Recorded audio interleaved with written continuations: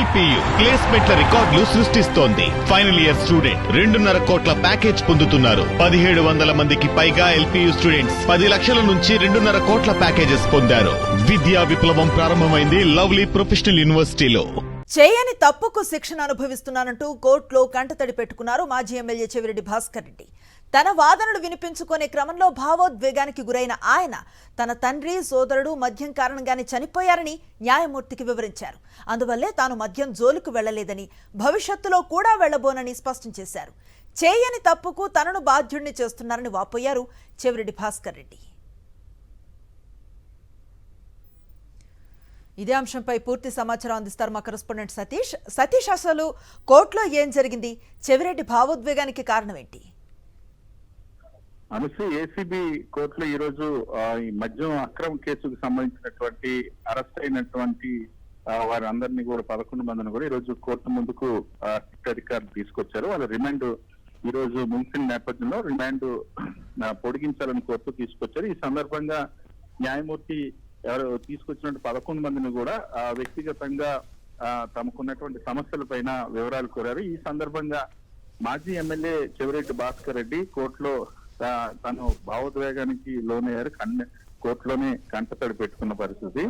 తన వాదనలు వినిపించుకునేటువంటి క్రమంలో చెవిరెడ్డి భాస్కర్ రెడ్డి తన తండ్రి తన సోదరుడు మద్యం కారణంగానే చనిపోయారు.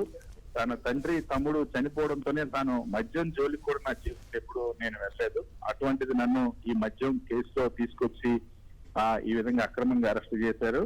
చేయని తప్పుకు నేను ఇప్పుడు శిక్ష అనుభవిస్తున్నాను అంటూ ఇది చాలా బాధాకరంగా ఉందని మాజీ ఎమ్మెల్యే చెవిరెడ్డి భాస్కర్ రెడ్డి న్యాయమూర్తి ముందు కన్నీళ్లు పెట్టుకున్నారు. ఈ రోజు ఇప్పటికే చెవిరెడ్డి భాస్కర్ రెడ్డి గతంలో కూడా న్యాయమూర్తి దగ్గర ఈ అంశాన్ని స్పష్టం చేశారు. ఈ రోజు అదే విషయాన్ని స్పష్టం చేశారు. మరొక వైపు మాజీ ఐఏఎస్ అధికారి ధనంజయ రెడ్డి కూడా న్యాయమూర్తి ముందు ఈ రోజు ఏ విధంగా సిట్ అధికారులు టార్గెట్ చేస్తా ఉన్నారు, ఏ విధంగా సిట్ అధికారులు ఈ కేసును ఫ్యాబ్రికేట్ చేస్తా ఉన్నారు, ఏ విధంగా వ్యక్తిత్వ హననానికి పాల్పడుతున్నారన్న అంశాన్ని కూడా ప్రస్తావించారు. తీవ్ర ఆవేదన వ్యక్తం చేశారు.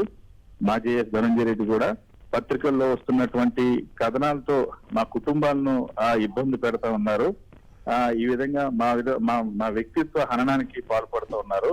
అదేవిధంగా తమకు మాజీ చీఫ్ సెక్రటరీ, మాజీ ఫారెస్ట్ కన్జర్వేటర్లు బినామీలంటూ సృష్టించిన ఇష్టానుసారంగా ప్రచారం చేస్తా ఉన్నారు. విలాసవంతమైన కార్లు ఉన్నాయంటూ కూడా ఇష్టానుసారంగా రాస్తున్నారు. ఇవన్నీ కూడా చాలా బాధ కలిగిస్తున్నాయి. అదేవిధంగా జైల్లో మేము ఉన్నటువంటి ఎకరం విస్తీర్ణం ఉన్నటువంటి జైల్లో మేము ఉన్నాం. జైలు పైనుండి కూడా ఫోటోలు తీస్తున్నారన్న అంశాన్ని న్యాయమూర్తి దృష్టికి తీసుకెళ్లారు. అదేవిధంగా మాజీ ఎమ్మెల్యే చెవిరెడ్డి కూడా తన ఈ కేసుకు సంబంధించి భావోద్వేగానికి లోనయ్యి కంటతడి పెట్టుకున్నటువంటి సందర్భం ఈ రోజు ఏసీబీ కోర్టులో చోటు చేసుకుంది. Right, thank you Satish.